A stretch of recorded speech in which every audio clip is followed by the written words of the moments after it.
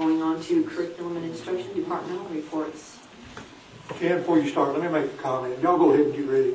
I want to thank these guys. They have put a lot of time and effort into putting this together for you under my auspices to keep it short. But at the same time, what you're going to hear tonight, guys, is what they have put together as a team to deal with AYP issues. Y'all know what the apps is and everything like that, and you're going to deal with it here. But we're really just now starting. I want to commend them for to get outside the box a little bit and think about different ways of doing things and different ways of trying to accomplish things. And I appreciate the time and effort. Where's Ray? He needs to be up here with us. I don't believe that to be true, but I would be glad to true. Okay, whoever's doing it. That's a first, talking to a mic. I don't think I've ever done that over here.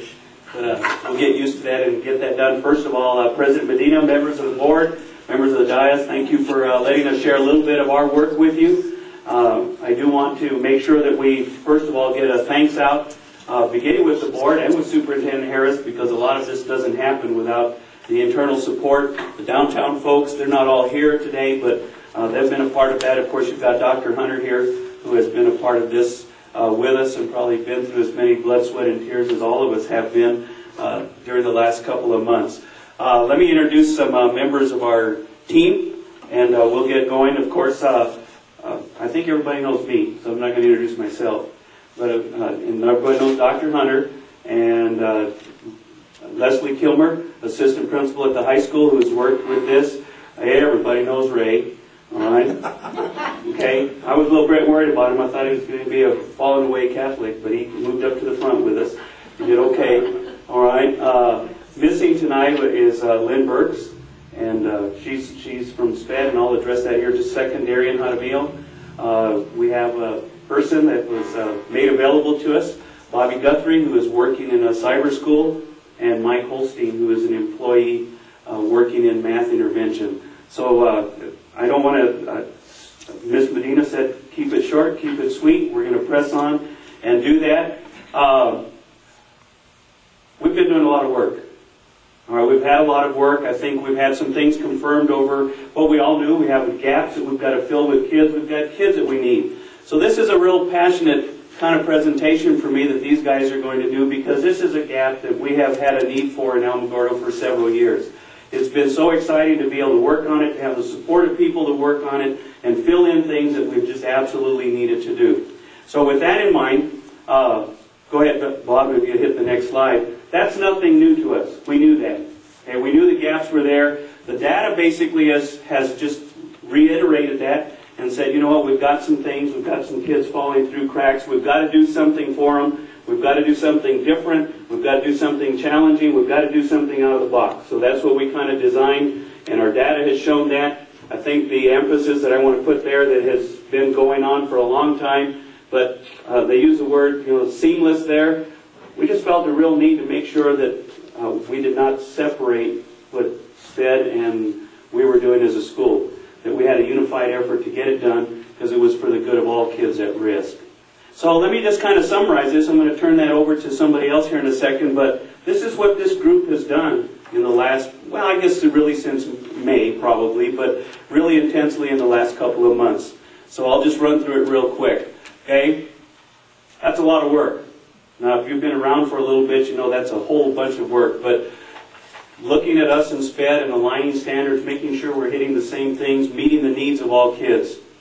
We were able to create a reading intervention program. Darian Jaramillo will visit with you in just a second regarding that. Thank you again. That didn't happen without you folks and without Superintendent Harris to make sure that position was available. Same thing in the math intervention program. We have a new employee there that was made available to us. So I was excited as could be when they said, you need two, get them.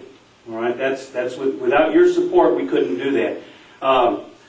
We're really looking at stretching the box. We are in the midst of getting a day cyber school started, and literally what it means is cyber school. It means giving kids an opportunity to learn through alternative strategies besides a teacher and a pencil and paper, The same thing is true that we're really excited about getting going in the spring, is creating a different environment for some of our kids in an evening cyber school. And that has some real exciting possibilities, because if we think out of the box, we've got to think different than an 8 to 4 day. We've got to think long term and find different ways to meet the varying needs of our kids. And then, this got moved up probably a year. We knew it was on our plate, but PED, I think somebody mentioned the 9th grade test went away. The junior test didn't. We spent an awful lot of energy in those first 5 focused on freshmen. We found out that AYP and all this business now is going to rest a lot on how the juniors test. So guess what this team has been challenged to do for the February testing window, which you just announced, is we've got to put in something to intervene for some of our junior kids who need the same interventions that we do. So that's just a quick summary of where we've gone, and I'm going to turn this over to Dr. Hunter, who is going to go and give you her side of this. Thank you. We thought it would be best if we started off by explaining that district-wide, and this was a request from the Public Education Department, that all districts in the state make a decision on a short cycle assessment. I'm very glad Mr. Money is here to answer any questions if you have any. It's quite complex. We chose an aligned product that is called, we call it NEWA. It's Northwest Evaluation and Association. Is that right? Or it's called MAPS. And we're using that product 6 through 12. We've deployed it. We started this summer by training staff. And we have it up and going very well. It's a challenging new step, but very important in all of this because it's the baseline information.